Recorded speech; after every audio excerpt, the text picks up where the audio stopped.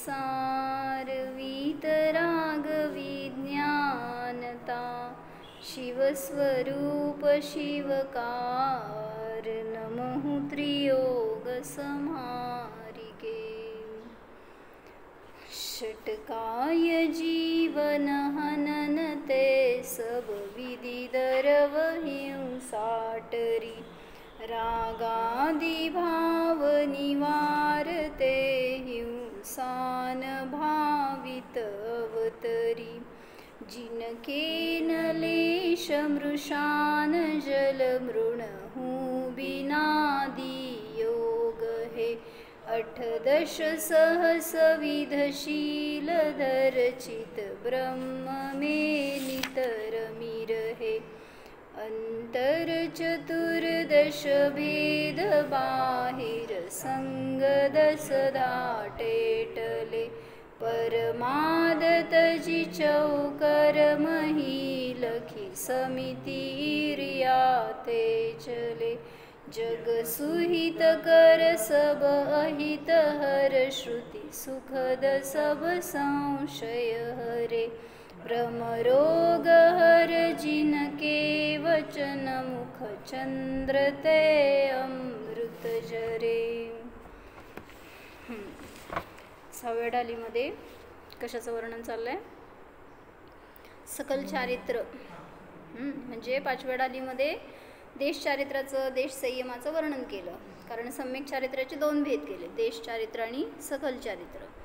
त्याच्या मागं सम्यक ज्ञान आणि सम्यक दर्शनाचं महत्त्व सांगून झालं. आता सम्यक चारित्राचे 2 भेद सांगतायत. मग देश चारित्र आहे ते अनुव्रती श्रावकांना गृहस्थांना आणि सकल चारित्र आहे ते मुनिराजांना. मग मुनिराजांचं जे वास्तविक चारित्र आहे ते चारित्र म्हणजे फिरणं, चर म्हणजे फिरणं. मग खरं अत्र कुठं स्वभावामध्ये फिरणं ह्याला म्हणायचं चारित्र. म्हणजे सतत घरातल्या जीवांना सतत अनुभूती घेणं पॉसिबल होत नाही आहे. करतील ज्याला त्याचं काय म्हणायचं फार सवय झालेली आहे, फार त्याच्याशी संलग्न झालेला जीव आहे, तो कधीही अनुभूती घेईल. पण गृहस्थी दशेमध्ये विकल्प अधिक असतात, किंवा आता तुमचं व्याप आहे मागं, त्यामुळं व्यग्रता अधिक असल्यामुळं जास्त स्थिर नाही राहू शकत. मग दीक्षा कोण घेतं? मुनी दीक्षा कोण घेतं? मामा. कुठल्या जीवाला दीक्षा घेऊ वाटते? का दीक्षा घेतली जाते?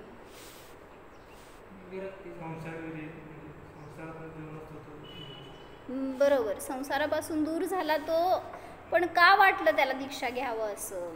साधना तर तो घरात पण करतोय, मग आत्म्याचा अनुभव करतोय, चालू आहे. दीक्षा का घ्यायची? का घ्यावी वाटली? का घेतो? अनुभूती घेतली ना घरामध्ये, मग त्याला तितका काळ स्थिर नाही राहता येत आहे. घरामध्ये असताना जेवढे विकल्प अधिक आहेत तेवढं साधनेमध्ये अडथळा आहे. म्हणून त्याला स्वतःमध्ये स्थिर राहण्याची ओढ लागली आहे ना ज्याला, तो विरक्त होतो. जसं माताजींच्या बाबतीत झालं. काय झालं? जेव्हा घरात होते तेव्हा मागं काय असं घरगुती व्याप नव्हता, पण काय झालं होतं की नेमकं ते पिरियड असं होतं की एकानंतर एक वृद्धी चालू होत्या घरामध्ये. म्हणजे बहिणी भाऊ, भावाचे भाऊ, मुलं वगैरे असं सगळं एक वर्षामध्ये प्रत्येकाची महिन्याला 4 महिन्याला असं वृद्धी सुतक असं चालू होतं. आणि ते जवळपास एक 8-10 वृद्धी झाल्या असतील मध्ये, त्यांना बास झालं.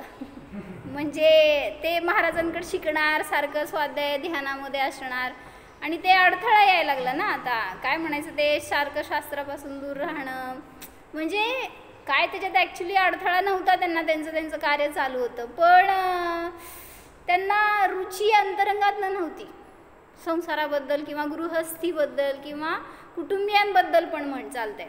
म्हणजे विरक्ती, बरं का, द्वेष म्हणायचं नाही आहे मला, विरक्ती जी असती ना ती वेगळ्या प्रकारची असते. मामा, आपल्याला अटॅचमेंट आहे ना घराच्याबद्दल, घरातल्यांच्याबद्दल, तशी अटॅचमेंट असणारा जीव विरक्त होऊ शकत नाही. ज्याला ते नॅचरली आहे ना, असं सहवासात आलं तर कळते तुम्हाला की कसं खरोखर आर्टिफिशियल किंवा काय म्हणतात मायाचारी करून हे आम्हाला काय मोह नाही आहे त्यांच्याबद्दल असं म्हणणं वेगळं, पण खरं अंतरंगातनं जिथं तुटलेलं असतंय ना त्याला कोण थांबवू शकत नाही. बस झाली विरक्ती. घरातल्यांना म्हणले होते की मला दीक्षा घ्यायची आहे, पण घरातल्यांचा विरोध होता. लहान म्हणजे 28 वय होतं फक्त जेव्हा दीक्षा घेतली माताजीने त्यावेळेस. तर सगळ्यांना किती वय तुझं तर त्यांना नको वाटायला फार, म्हणजे ॲक्च्युली बहुतेक त्याच्या आधीच त्यांनी तयारी केली होती की करायचं, पण घरातल्यांनी जरासं काय कुठं विरोध केला असेल. ॲक्च्युली विरोध म्हणजे पण त्यांचे वडील जे होते गृहस्थ दशातले त्यांनी विरोध ॲज सच नव्हता केला की नाहीच तू घ्यायचीच नाही. फक्त म्हणले होते ते त्यांना जरासं असं पत्रिका बघणं, जरासं मागं पुढं काय आपलं भवितव्य बघणं असं जराशी सवय होती. मग ते कोणाला तरी विचारून बघितले होते. त्यांचा काळ थोडा काळपर्यंत त्यांना शारीरिक त्रास खूप होता. म्हटल्यावर फक्त आजोबांचं असं म्हणणं होतं की थोडे दिवस जाऊ देत, आत्ताच नाही विचार करू, असं आजोबांनी थांबवलं होतं.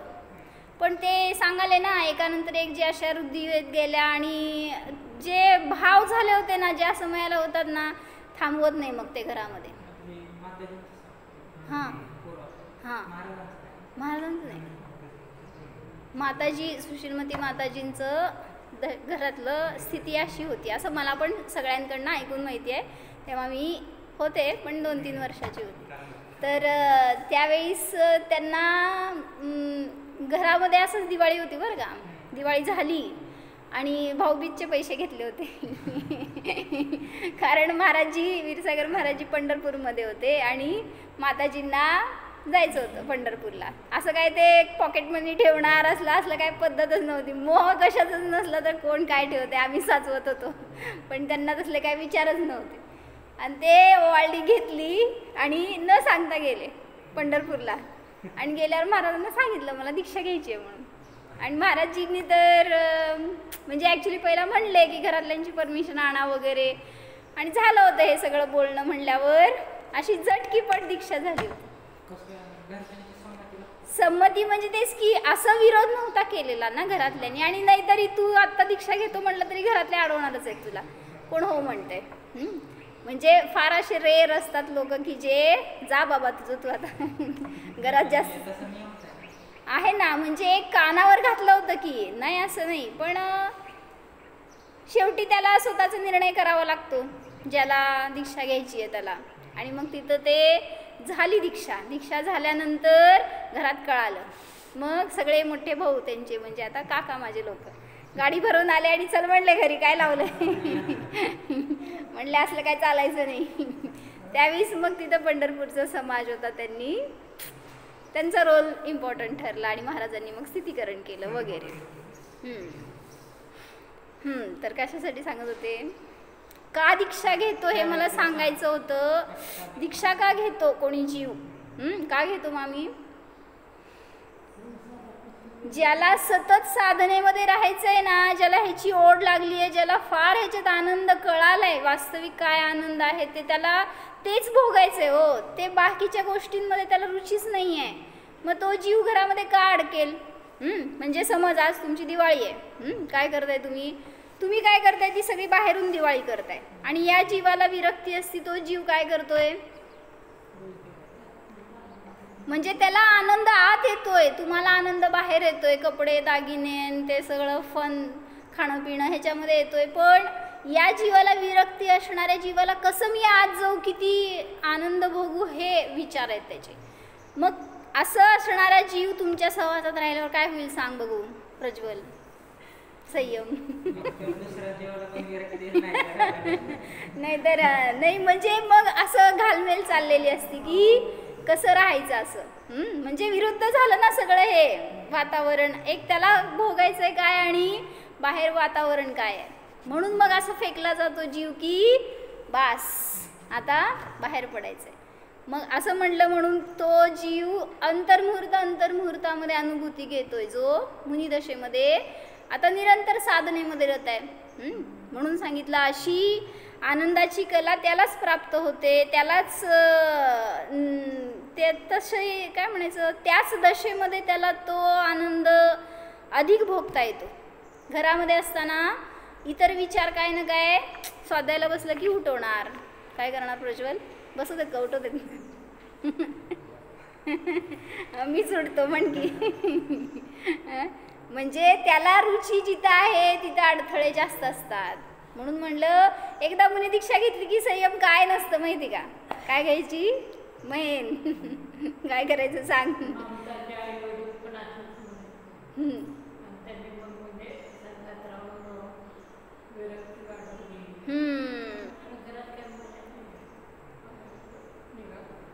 असंच म्हणते प्रज्वल भाई. बरोबर आहे. म्हणजे असे खूप रेअर जीव असतात की जे ज्ञानपूर्वक विरक्त होतात, आणि काही जीव असे असतात की जे परिस्थितीने विरक्त होतात, काहीतरी वियोगाने विरक्त होतात. त्यांचं वैराग्य टिकेल नाही टिकेल, पण ज्ञानातून ज्याचं वैराग्य असेल ना त्याला स्थिरता, कुठल्याही परिस्थितीत स्थिरता असते.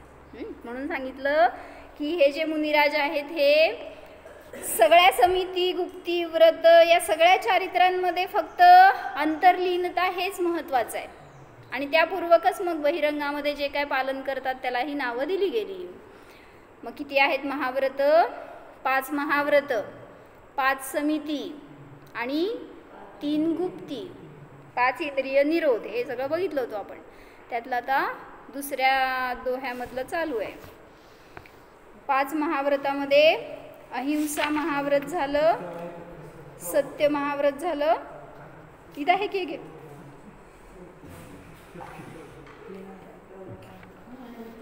अहिंसा, सत्य, अचौर्य, ब्रह्मचर्य छडालाच आहे, आणि अपरिग्रह महाव्रत झालं. आता पुढचं सांगतायत काय? 5 समिती आहेत. कुठल्या कुठल्या सांगा? एक समिती बघितली आपण. मामा 5 समिती कुठले?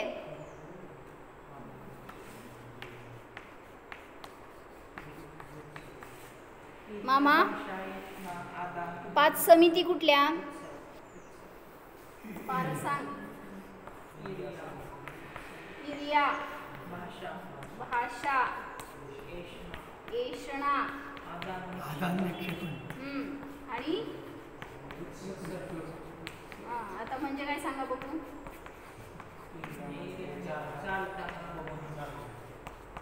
इरिया समिती म्हणजे गमनागमन करताना हिंसा न हो हा भाव असतो, त्याच्यासाठी जे काय पालन केलं गेलं त्याला म्हणायचं इरिया समिती. ह्याच्याबद्दल सगळं बघितलं होतं. सांग काय काय कंडिशन्स होते?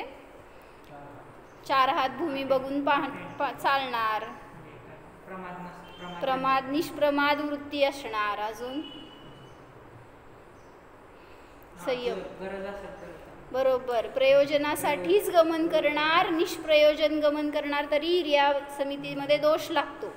अजून एक सूर्यप्रकाश असतानाच गमन करणार. असे त्यांचे कंडिशन्स आहेत. त्यांचेच असतात असं नाही, आपल्याला सुद्धा पालन करायला चालतंय. म्हणून रात्री उगीच भटकणे, कंपाऊंडच्या आतच राहायचं असतं म्हणून रात्री, म्हणजे जास्त हिंसा होत नाही. घराच्या आत नाही तर आत्म्यातच.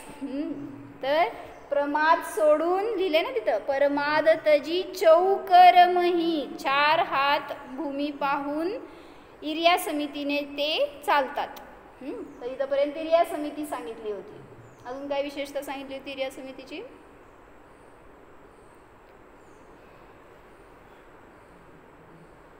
चालावं लागते हा अपराध आहे.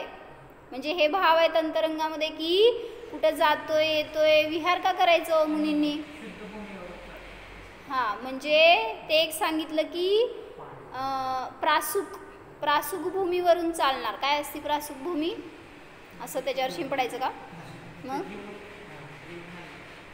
म्हणजे काय? कसली भूमी प्रासुक? कुठं असती?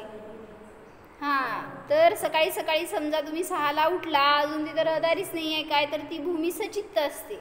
मग जोपर्यंत तिथं गमनागमन झालं नाही तोपर्यंत अशा भूमीवर पण चालणार नाही. ती भूमी पण सचित्त म्हणली जाते.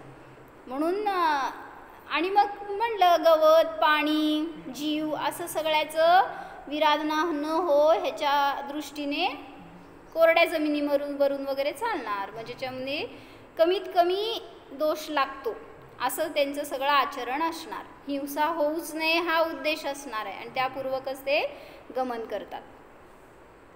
आणि काय सांगत होते मी? हां, विहार का करतात मुनी? मग दोष लागतो ना चालल्यावर, का विहार करायचो?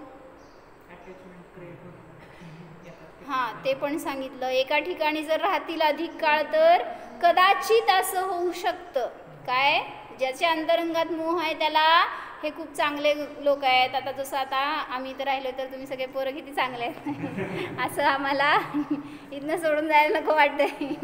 तर असं जर त्या त्यागीला कोणाच्याबद्दल राहील तर मग ते गृहस्थच झाले, मुनी नाही राहिले. मग लोक असं म्हणतात, वीरसागरजी महाराज सोलापूरमध्ये 10 वर्ष होते, कंटिन्युअस नाही, कधी मध्ये जाऊन येऊन पण, कधी कधी कंटिन्यू पण. असं मग असं कसं चालतंय असं वगैरे लोकांचं म्हणणं. तर त्यावेळेस तिथं सगळ्यांनी ऑब्जेक्शन घेतल्यावर महाराजजी म्हणले, ज्याचा मोह तुटलाय ना त्याला तुम्ही, तो बाहेर राहतच नाही आहे, तुम्ही बघताय की तिथेच राहिलेत म्हणून. ते तर सतत आत खेचले जात होते. इतकी महाराजांची धारा अशी असायची की बाहेरची लोक विरक्त व्हायची सान्निध्यात आलेली, आणि त्यांची तर विरक्ती जातीवंत होती. त्यामुळं सांगितलं कुठं राहण्याशी मतलब नाही आहे, त्याचं दोष नाही आहे, त्यांच्यामध्ये राहिलात तर चुकलं. म्हणजे ते तर स्वतःमध्ये राहत होते. म्हणून काय वाक्य सांगितलं होतं मागे एकदा, संघ में रहो पर संघ में मत रहो. काय मामी? संघात राहा की म्हणजे काय, ते आता सगळे गृहस्थ म्हणजे पण संघातच आलेले, त्या क्षेत्रात असलेले सगळे येणारे स्वाध्यायी वगैरे संघातच आले. मग त्या संघात जरी राहिलो तरी सुद्धा त्यांचा परिग्रह जर ज्ञानात आला तर संघ झाला. म्हणजे माझ्याजवळ ही पिंची आहे, ही माझी आहे, कोणी हात लावलं तर मला त्याच्याबद्दल आकुलता, हा संघ झाला. भलेही ते पिंची त्यांचं उपकरण आहे तरी सुद्धा त्याच्याविषयी सुद्धा त्यांना विरक्ती असते. कमंडलू पिंची एवढंच तर आहे त्यांच्याजवळ, शास्त्र वगैरे जे असेल तेवढंच, त्याच्या व्यतिरिक्त तर तिसरी गोष्ट नाही आहे. जिथं राहत आहेत ते सुद्धा स्थान माझं हे स्वीकारलं तर परिग्रहच झाला तो पण. त्यामुळं त्यांची इतकी धारा सहज असायची की वाटलं तर ते उठून निघून पण जायचे. विहार करायला पण असं काय त्यांना फार पुरुषार्थ करावा लागायचा, फार बाबा कसं जायचं कधी जायचं असं असलं नव्हतं. आकुलता वगैरे वाटलं ना कमंडलू घेऊन म्हणायचे सगळेजण, कधी महाराज निघून गेले ते बी कळायचं नाही. असं आम्हाच्या बाबतीत पण झालं सोलापूरमध्ये. म्हणजे सांगायचे आधी की पण टेंटेटिव्ह असायचं, उद्या सकाळचा सामायिक असं बोलतात त्यागी बोलताना, विहार करणार असं नाही.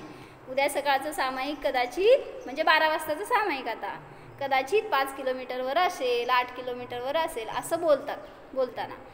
मग त्याच्यावरनं समजून घ्यायचं. मग ते आहार झाल्यावर त्याच्यावरून सकाळी 6ला 7ला वगैरे जेव्हा सूर्योदय झाला त्याच्यानंतर विहार करणार, आणि विहार झाल्यावर तिथं मुक्काम करणार जिथं असतील तिथं. मग कधी कोणाला वाटलं तर संध्याकाळी पण विहार करतील असं दिवसभरामध्ये. तर विहार का करतात? भगवान महावीरांनी विहार केला. का केला हो? आज थांबलाय विहार त्यांचा बरं का. भगवान महावीर आज काय आहे? हां, एक सांगितलं धर्मप्रभावना, दुसरं सांगितलं तू म्हणल्यासारखं मोहाची उत्पत्ती न हो ह्याच्यासाठी. अजून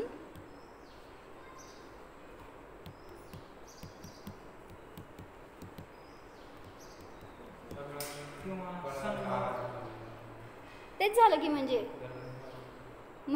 सगळ्यांना धर्माची प्रभावना व्हावी हा उद्देश. अजून कुठल्या संघाबरोबर जायचं असतं दुसऱ्या संघात नाही असलं पण काय नाही.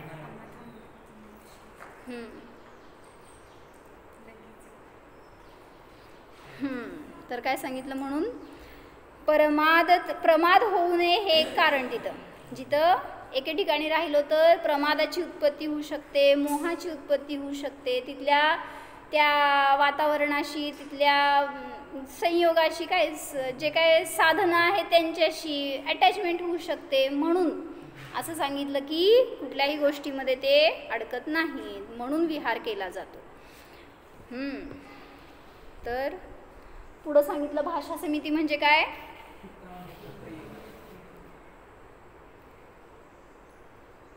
हित मित प्रिय वचन बोलणार, त्याच्यामध्ये अहितकर काही असणार नाही.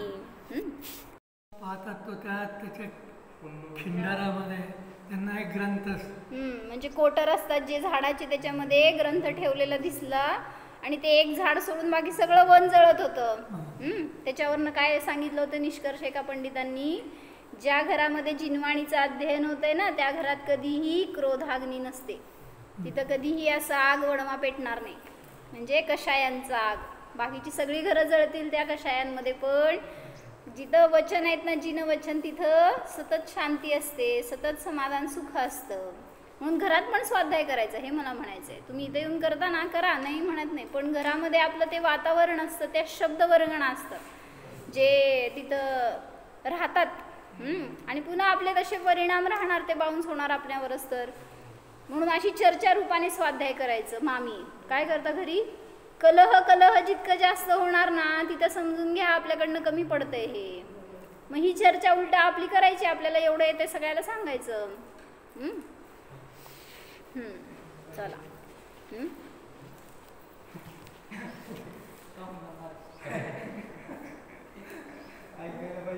ऐकायला पाहिजे होय. नाही काय तू भिंती समोर बसून बोल की तुला काय करायचंय, कोण ऐकू दे नाही ऐकू दे, संयम.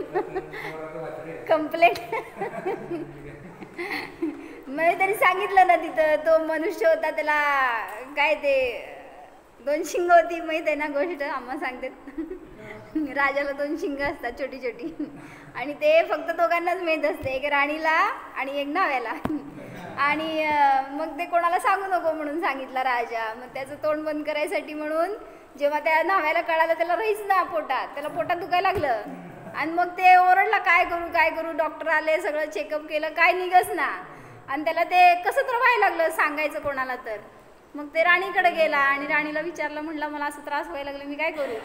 राणी म्हणली जा जंगलात आणि झाडाच्या समोर तिथं रिकामं एरिया असते ना, तिथं जाऊन ओरड म्हणली जोरजोरात. आणि ते जाऊन इतकं ओरडला जोरात, काय ओरडला, राजाला 2 शिंग, राजाला 2 शिंग.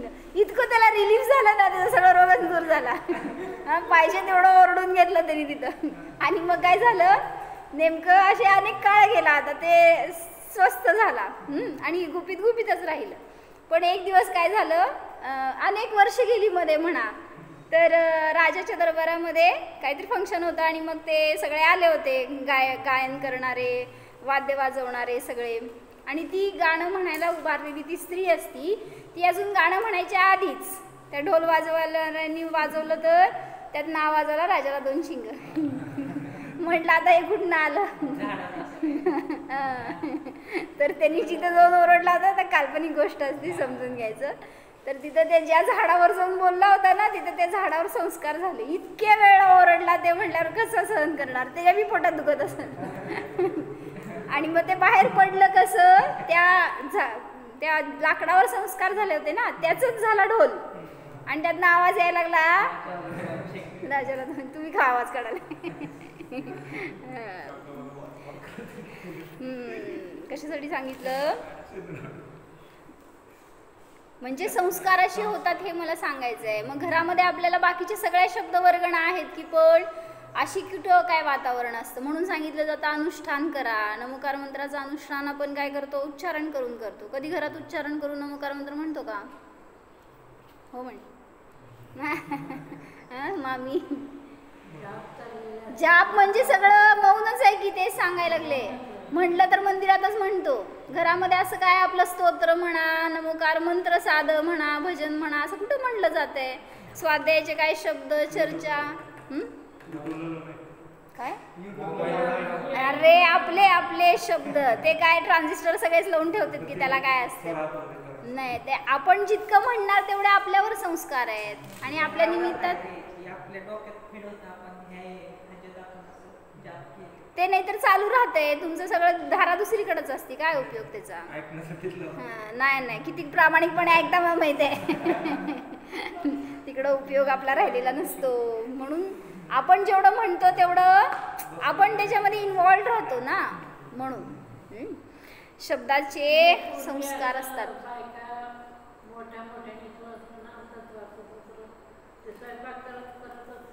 आमची मावशी पण म्हणते अजून सगळे 10चे 10 अध्याय संस्कार तसे राहतात ना. काय काय येतं पोरांना तुम्हाला? तत्वाल सूत्राचे 10 अध्याय म्हणायचे, सहस्रनामचे 10 अध्याय म्हणायचे, समयसारचे 415 गाथा म्हणायच्या, छडालाचे जोदे सगळे दोहे म्हणा. किती येते आपल्याला? करा की ह्याचं पण जरासं आपलं अध्ययन हे आपल्याला कार्यकारी आहे. संयम काय काय येते सांग? कुठल्या कुठल्या पिक्चरचे गाणे ते विचारा म्हण.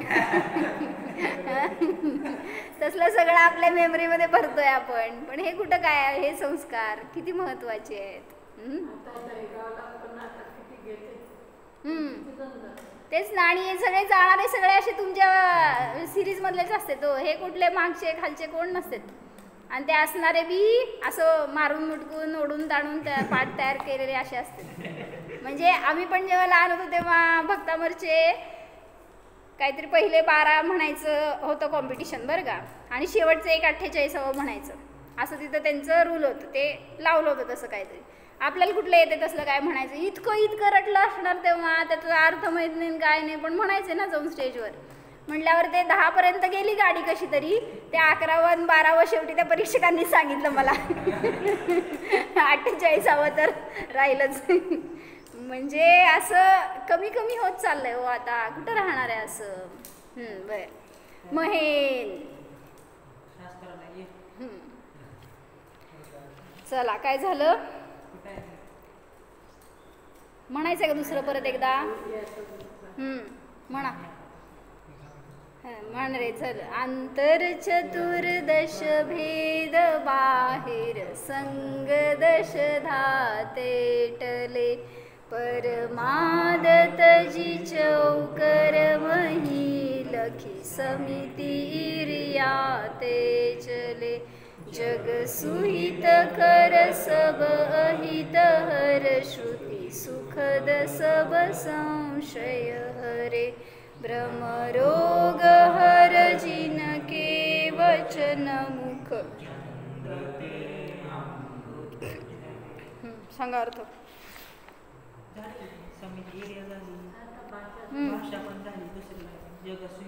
कुठली भाषा झाली? अजून सुरू व्हायची भाषा. तिसऱ्या ओळीचा अर्थ करायचा आहे. हा कुठं पूर्ण केलं? कुठं अर्थ त्याचा? आपण अजून भाषा सुरूच केली नाही. इरिया समितीतच अडकलो होतो ना. प्रमाद सोडून 4 हात भूमी पाहून पारस. मही म्हणजे काय? तिथं बघ शब्द. मही कुठं आहे सांग? मही म्हणजे भूमी. लखी म्हणजे पाहून. चौकर म्हणजे चौकार नाही. चौकर कर म्हणजे हात. चौकार नाही आहे, चौकर आहे. तर 4 हात भूमी पाहून इरिया समितीने ते चालतात. पुढं करा अर्थ.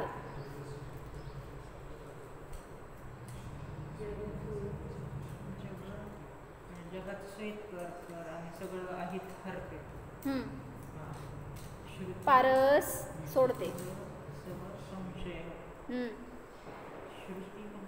श्रुत जे शब्द त्यांचे शब्द जे असतात म्हणजे भाषा समिती सांगायची ना आपल्याला. मग मुनींचे वचन कसे असतात त्याच्यासाठी ही सगळी विशेषण आहेत. जगाचं सुहित करणारी असते. दुसरं सगळं अहिताचा हरण करणारे असे वचन असतात. श्रुती म्हणजेच द्रव्यश्रुत आता शब्द ते सुखद असतात. आणि सब संशय हरे त्यांची वचन अशी असतात, वाणी अशी असते की सगळ्यांचं संशय नष्ट करणारं असतं. पुढं भ्रमरोगाचा नाश करणारे असतात वचन. म्हणजे जगामध्ये सगळ्यांना जो भ्रम आहे, मिथ्यात्व आहे, त्या भ्रमाचा नाश करणारा.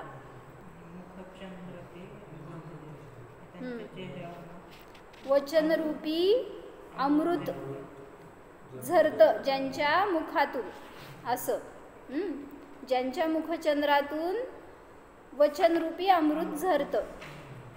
जसं त्या चंद्रातून तुम्हाला शांती काय म्हणायचं, थंडावा शीतलता रूपी अमृत झरतं म्हटलं जातं. तसं इथं मुखचंद्र म्हटलं मुनींच्या वचनाला. त्यांच्या त्या मुखातून असं वचन बाहेर पडतात की जणू लोकांना अमृताचा आस्वाद येतो. जिन मुनिराजों के मुख रूपी चंद्र से जगत का सच्चा हित करने वाला तथा सर्व अहित का नाश करने वाला, सुनने में प्रिय लगे ऐसा, समस्त संशयों का नाशक और मिथ्यात्व रूपी रोग को हरने वाला वचन रूपी अमृत झरता है. लिहा काय काय ते विशेषण. कुठे वही पेन काय लिहिलंय?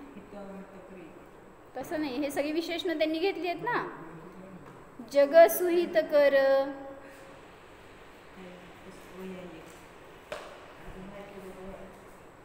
जग सुहित कर पारस. लगेच दानशूर असल्या बाबतीत. होय. लिहा चला. मुनींचे वचन जगाचे सुहित करणारे असतात, हित करणारे असतात. दुसरं पेन दे रे भैया त्याला. मुनींचे वचन कसे असतात? जगाला हितकर असतात, अहिताचं हरण करणारे असतात. हितकर म्हणजे काय सांगू दे. काय हित? हित काय? हा, म्हणजे खरं सुख दाखवणारे, खरं मार्ग दाखवणारे असे वचन असतात ते. हितमित प्रिय असतात. हा, मग ते हित कशाला म्हणायचं हे विचारते मी. हित कशाला म्हणायचं?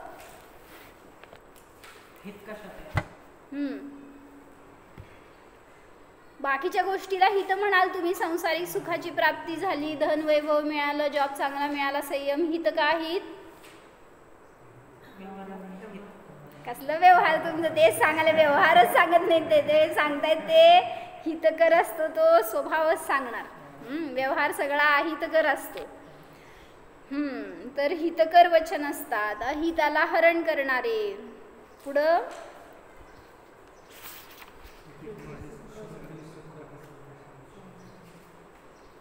सर्वांना प्रिय वाटतात ते वचन. अप्रिय वचन बोलत नाहीत. मागच्या वेळी सांगितले होते 4 विशेषण. काय झालं तुला? कसे असतात वचन? 4 विशेषण सांगितली होती, सांगा.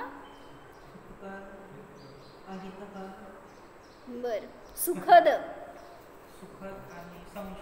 प्रिय. सुखद म्हणजे प्रिय, सर्वांना प्रिय वाटणारे असतात. आणि सर्व संशयाचं निराकरण करणारे असतात. आणि भ्रमरोगाचा नाश करणारे असतात. संशय हरणारे.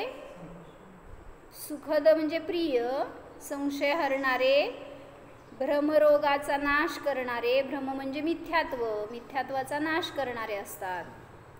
आणि शेवटचं सांगितलं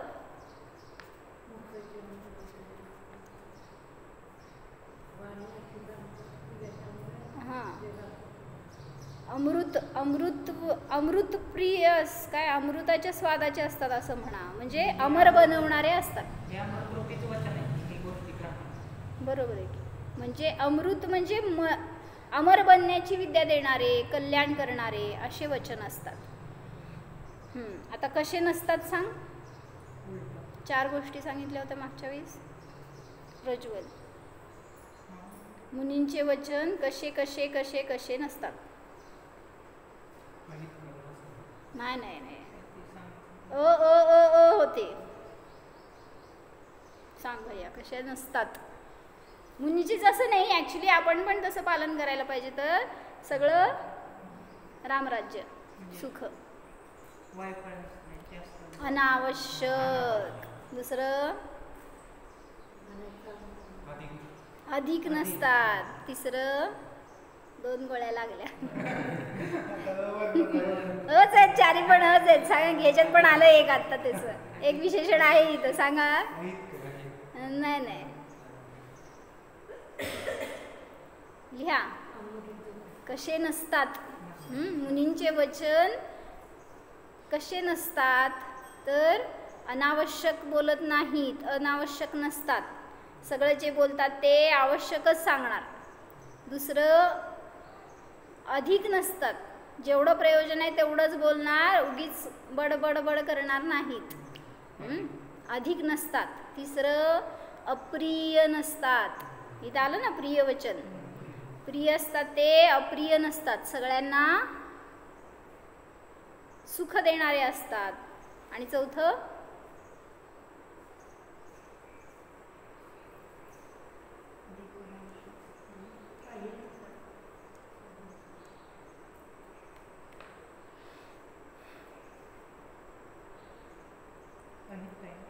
अहितकरच होतं का, लक्षात नाही माझ्या.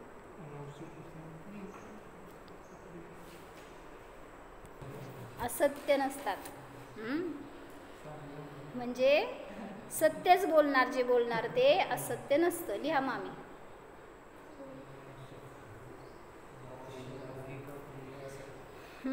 अप्रिय, अधिक, असत्य आणि अनावश्यक वचन मुनी बोलत नाहीत. तर असं त्यांचं भाषा समितीचं पालन केलं जातं. म्हणजे जे पण बोलणार त्याच्यामध्ये समजा मुनी आहेत, बोलतायत आणि ते वचन तुम्हाला कटू वाटले किंवा असे शब्द पण असतात आता शास्त्रामध्ये नाही का, रे दुरात्मन, आत्मपंसन, अशा शिव्या दिल्यात माहिती का, हे शिव्या आहेत, असले स्टाईल असते. अप्रियच की, थांब की सांगू देत मला पूर्ण, ते झालं माझं मॅटर संपलं. मला म्हणायचंय हे जरी असे वचन असतील तरी सुद्धा तुम्हाला कटू वाटतील तरी सुद्धा त्याच्यामध्ये भाव त्यांचा असा असतो की ह्यांचं स्थितीकरण व्हावं, त्यांचं कल्याण व्हावं. ते जे दुर्मार्गाला चालले, चुकीच्या मार्गाला, कुमार्गाला, तर त्याच्यापासून ओढून आणण्यासाठी एकेकांना तशी पद्धत वापरावी लागते. एखाद्याला गोड शब्दात ओढून आणलं जाईल, एखाद्याला कटू शब्दात ओढून आणलं जाईल. म्हणजे त्यात मुरलेले असतात ना, त्यांना घाव घालूनच काढून बाहेर आणावं लागतं. जसं कोणी व्यसनी झाला तर जितकं त्याचं तीव्र व्यसन आहे ना, तेवढं तीव्र तुम्हाला उपाय करावे लागतात बाहेर काढण्यासाठी. तसंच म्हणलं इथं पण जो संसारात, त्या विषयभोगांमध्ये, त्या मोहामध्ये रचपचलाय किंवा काय म्हणायचं, ज्याच्याकडून असे काहीतरी अपराध घडत आहेत, पाप घडत आहेत, त्याला त्याच्यापासून सोडवायचं असेल. आता आचार्य आहेत समोर आणि सगळे समोर मुनी बसलेत आणि त्या मुनी म्हणजे साधेसुधे नाही आहेत, धर्मामध्ये प्रवेश केलेले, उत्कृष्ट आचरणामध्ये असणारे. तुमच्याकडनं दोष झाला तर आचार्यांनी काय प्रायश्चित्त द्यायचं? मग त्यांचे वचन असे असतात की पुन्हा तुम्ही कधी चूक न व्हावी तुमच्याकडून तशी, असं त्यांच्या वचनात शक्ती असते. मग ते त्या त्या स्टाईलने बोलणार मुनिराज.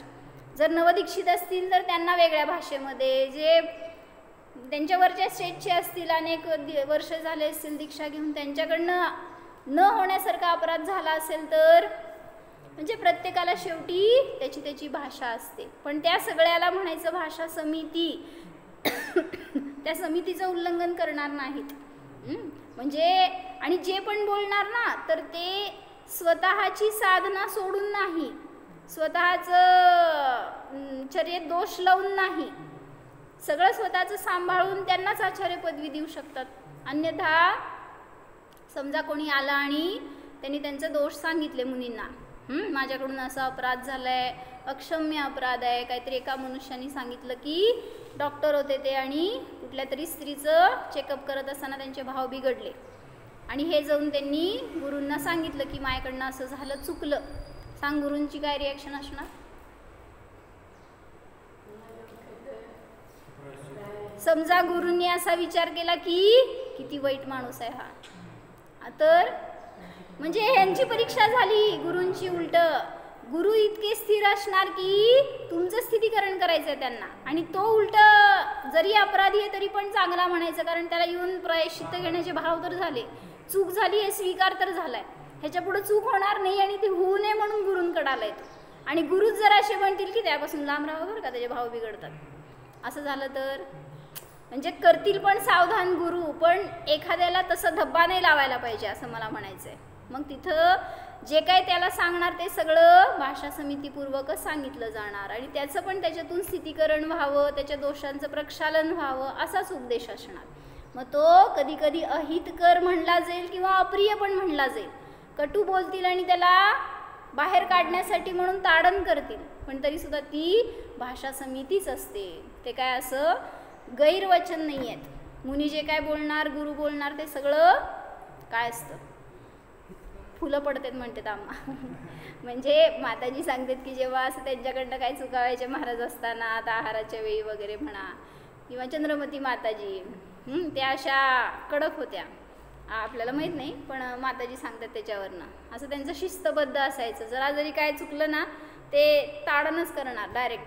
असं अशा कठोर शब्दात बोलणार म्हणतात माताजी की डोळ्यात पाणी यावं. पण तरी ते करुणादायी होत्या. असं कसं म्हणणार सांगा तुम्ही. असे इकडनं मारायचं आणि इकडनं करुणादायी कसं म्हणायचं आपण. पण त्याला सुद्धा भाषा समितीच म्हणली जाते. असे ते गुरु किंवा आचार्य मुनिराज असतात की जे आपल्या स्वतःची साधना त्यातून च्युत न होता इतरांचं कल्याण करण्यासाठी म्हणून सर्वांना मोक्षमार्गाचा उपदेश देतात आणि त्याच्यामध्ये त्या सगळ्या जीवांचं सुद्धा कल्याण होऊ शकतं. सच्ची समिति किसे कहते हैं? परजीवों की रक्षा हेतु यत्नाचार प्रवृत्ति को अज्ञानी जीव समिति मानते हैं, किंतु हिंसा के परिणामों से तो पापबंध होता है. यदि रक्षा के परिणामों से संवर कहोगे तो पुण्यबंध का कारण क्या सिद्ध होगा? म्हणजे रक्षेचे परिणाम पुण्याचं कारण का पापाचं कारण?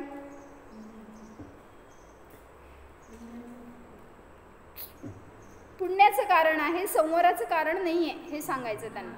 संवर कधी होणार? पुण्य पापाच्या अतीत झालं तर संवर होणार. हे जीवरक्षेचे परिणाम सुद्धा विकल्पात आले. त्याला जोपर्यंत विकल्प आहे तोपर्यंत शुद्धोपयोग नाही, तोपर्यंत संवर नाही. म्हणून सांगतायत काय, हे सगळं पालन करतायत. हे सगळं कशासाठी? शुद्धात जाण्यासाठी.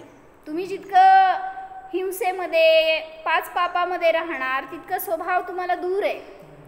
जेवढं त्यातून बाहेर पडून तुम्ही अहिंसेचं पालन करताय, अंतरंगात तसे भाव झालेत, शुभ भाव, तरच तो जीव शुद्धापर्यंत जाऊ शकतो. मग हे सगळं पालन करतायत. हे कशासाठी करतायत? स्वतःमध्ये स्थिर राहण्यासाठी. पण विकल्पात आल्यावर काय ना काय चुकीचं अशुभ विषय कषाय वंचनार्थम असं सांगितलं गेलं. म्हणजे अशुभामध्ये विषय कषायामध्ये प्रवृत्ती न जावं ह्याच्यासाठी हे सगळं पालन केलं जातं. तर आपल्याकडून सुद्धा आपण कसे वचन बोलतो जे कोणाला प्रियच असतात का? बघायला पाहिजे कसं बोलते जाऊन. तुझ्याकडनं नसतं ऐकायचं, ते तुझ्या मित्रांकडनं वगैरे ऐकायचं तुझे वचन कसे आहेत. तर एक पत्नी होती बरं का, आणि ती कसे वचन वापरते याच्यासाठी थोडं सांगितलं होतं. जे पण बोलणार ते मामा कसं बोलायला पाहिजे? मामीशी कसं बोलता? मामा. मामी तुमच्याशी कसं बोलतात? नॉर्मल. वाव. आणि तुम्ही मामीशी? खरं खरं घरी आल्यावर भांड्यांचा आवाज आला तर सांगणार आता. ते पण आहे बघा. काय म्हणतात, भांड्यांचा आवाज आला तरी नॉर्मल असते म्हणते मामी. सगळे परिचित आहेत, जाऊ दे. तर संसार जिथे तिथे आवाज असतो म्हणून म्हणते संसारात जाऊ नका. लय चांगले आहेत मामा. किती स्वीकारून तयारी आहे बघते बघा त्यांची. वाजवणार पण पडणारच. काय म्हण नाही म्हण की एकदा संस्कार तर कर स्वतःवर. तर तिथं काय झालं होतं, नवरा बायको राहत होते. जे पण बोलतो ना त्याच्यामध्ये आपले वचन असे असावेत हे सांगायला लागलेत. हित मित प्रिय विवेकपूर्वक आणि असे दुसऱ्याला कठोर न वाटावेत असे असावेत. तर ती पत्नी आणि तो पती गेले, त्या पतीला बरं नव्हतं. तर काय झालं, पतीला दाखवायला ती पत्नी घेऊन गेली होती आणि ते डॉक्टरनी चेकअप केलं आणि बघितलं तर त्याचं सगळं काय डेफिशियन्सी खूप झाली होती शरीरामध्ये. त्यामुळे तो वीकनेस आला होता आणि त्याला गरज होती सगळ्याची. मग त्यांनी सांगितलं की तुम्ही पौष्टिक आहार घ्या, फ्रूट्स खावा, ड्रायफ्रूट्स वगैरेनी शक्ती येते असं वगैरे, तर तुम्ही शक्ती येईल, स्ट्रॉंग होताल असं डॉक्टरांनी सांगितलं. पत्नी काय म्हणते, मी किती वेळा ह्यांना सांगितलं की तरी पण ते ऐकत नाहीत. चांगलं चुंगलं खात जावा, जरासा आणा, मी करून देते, तुम्ही खावा, असं मी खूप सांगितलं, पण ऐकायची तयारी नसते. चांगलं खावा, नाहीतर माझे शब्द नाही आहेत बरं का, लय खराब शब्द आहेत, पण ते ती पत्नी इतकी फ्रस्ट्रेटेड होती ना त्या शब्दांवरून समजते. ती म्हणाली, मी त्यांना काल सुद्धा सांगितलं की तुम्हाला जर चांगलं खाल्लात तर त्या डॉक्टरच्या मड्यावर पैसे घालावे लागणार नाहीत. म्हणजे तुम्हाला, तिला किती राग आला होता त्या पतीचं हे सांगायचं त्या शब्दातून, की तुम्ही तुमची काळजी घेऊ शकत नाही तर त्या फुकट पैसा घालवायचं काम आहे का नाही. इथं फळं खाल्ली असती किंवा पौष्टिक खाल्लं असतं तर तिकडं पैसा घालावा लागला नसता. आता इथं पण घाला आणि तिथं पण घाला. असं झालं एकांच्या बाबतीत रिअल घटना, की ती स्त्री, तिचा नवरा जस्ट आत्ता त्यांनी पासआउट झाले, तर त्यांना अटॅक आला होता आणि त्यामध्ये ते गेले आणि आता ते दोघंच होते घरामध्ये, त्यामुळे ती एकटीच राहिली. तिला इतकं डिप्रेशन आलं आहे त्या पतीच्या वियोगानंतर की, आणि अंत कसा झाला, हार्ट अटॅकनी झाला होता. तर आम्ही त्यांना सांत्वना करण्यासाठी म्हणलं, ठीक आहे ना, असं आता होणार, एकाचं लवकर गेला, एक उशिरा गेला, आपण आता स्थिर राहून धर्मात राहायचं. तिची कंप्लेंट काय, त्यांनी असं का वागायचं.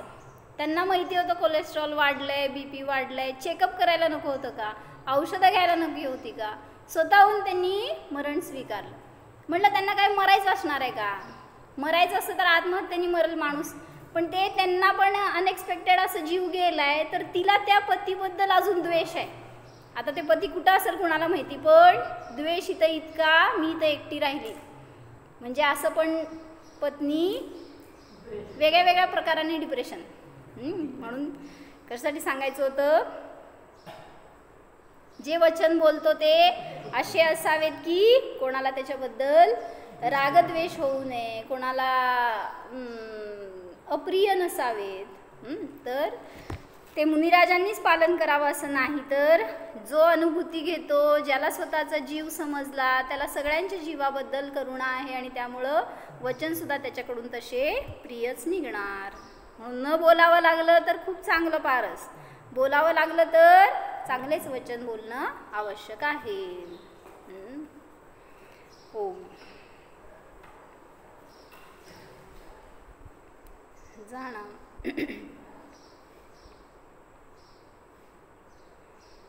हा मी अशब्द स्वरूपी जीव आहे. पहा, या स्वभावामध्ये बोलण्याचे विकल्प देखील नाहीतच. शब्दवर्गणा म्हणजे माझ्या सुखाचे कारण नाहीतच. माझे सुख माझ्या अधीन आहे, शब्दाधीन नाही. सर्व शब्दांना हा मी मात्र जाणणाराच आहे.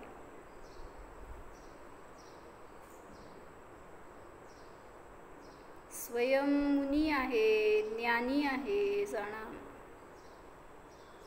स्वयं अरिहंत आहे, सिद्ध आहे, जाणा. मी आहेच.